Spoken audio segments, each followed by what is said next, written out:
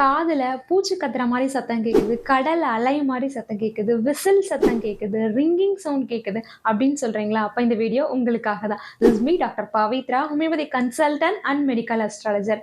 இதுக்கு பேர் என்னன்னா காது இரைச்சல், டினிட்டஸ் அப்படின்னு சொல்லுவோம்.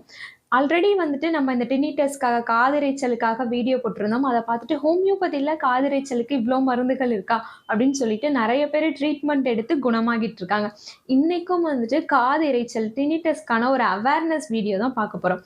இந்த காது இரைச்சல்னால இப்ப 20லிருந்து 25 வயசுல இருக்கவங்க நெறைய பேர் வந்து ட்ரீட்மெண்ட்டுக்காக வந்துட்டு இருக்காங்க. இந்த காது இரைச்சல் ஏன் வருது? அப்படின்றத பார்க்கலாம்.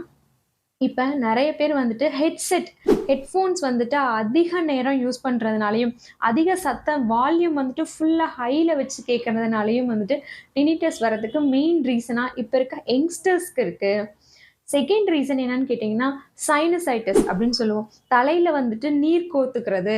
இப்ப ஏதாவது சில்லுன்னு காத்தடிச்சாலோ சரி, இல்லாட்டி தலைக்கு குளிச்சாலோ, இல்லாட்டி குளிர்ச்சியான பழங்கள எடுத்துக்கும் போதும் வந்துட்டு நெறைய பேருக்கு வந்துட்டு சைனசைட்டிஸ் அப்படின்னு சொல்லுவோம். மூக்குல இருந்து தண்ணி மாரி ஊத்திக்கிட்டே இருக்கு. தலைவலி வந்துட்டு நிக்காம இருக்கு அப்படின்னு சொல்றவங்களுக்கும் இதோட அடுத்த ஸ்டேஜா வந்துட்டு டினிட்டஸ் வருது.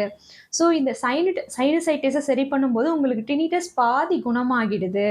நெக்ஸ்ட் வந்துட்டு அதிகப்படியான மாத்திரைகள் எடுத்துக்கிறவங்க, antibiotic tablet, non steroidal anti inflammatory tablets எடுத்துக்கிறவங்களுக்கும் டினிட்டஸ் வர்றதுக்கான அதிக வாய்ப்புகள் இருக்கு. ஹோமியோபதியில டினிட்டஸ்க்கான நெறைய மருந்துகள் இருக்கு.